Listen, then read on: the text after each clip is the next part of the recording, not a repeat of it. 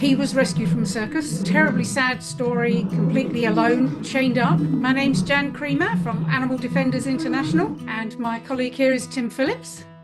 Hello. Pepe was almost certainly stolen from the wild. The traffickers will have sold him to the circus in Peru, and he lived there alone for over 8 years. Oh. In human terms, he was just a frightened teenager when we rescued him.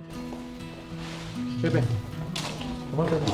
I remember we got back to the rescue centre and he'd got a collar that was there to be there forever, and then he was attached to a chain, and so we brought him, Jan and I brought him out of the travel crate. He was so gentle. It was really heartwarming and heartbreaking all at the same time. He just looked into our eyes. He trusted us and knew we were there to help. It really is quite remarkable.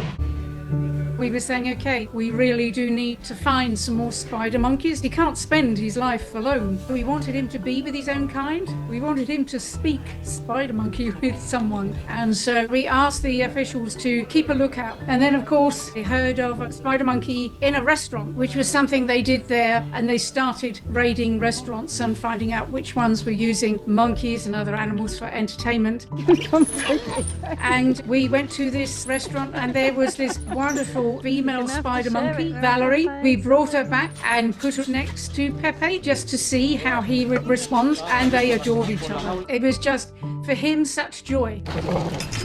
His first spider monkey, really. We were all in tears watching these two monkeys interacting for the first time. He'd been alone at least 8 years, and suddenly he was with his own kind. And they were no longer interested in us. They were just playing and playing and playing. But then we went to leave, just let them be, and so on. And I remember Jan was about to get into the car, and Pepe just ran and trilled. He just called out. He was holding the bars, looking. And I'm absolutely sure he was saying thank you. It was this noise of gratitude and love and hope.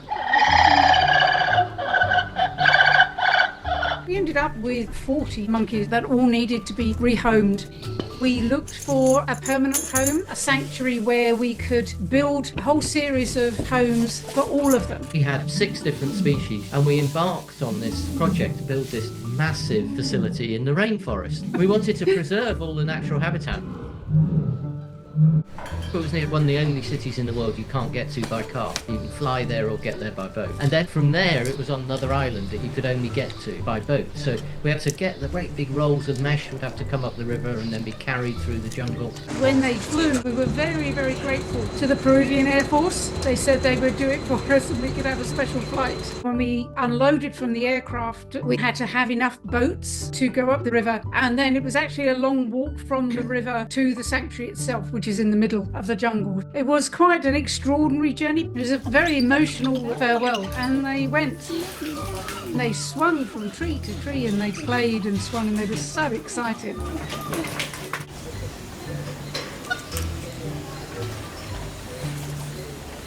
They're a good family group, all settled in and are happy together, and it's the best that we can give them. What did he say? I was doing the same.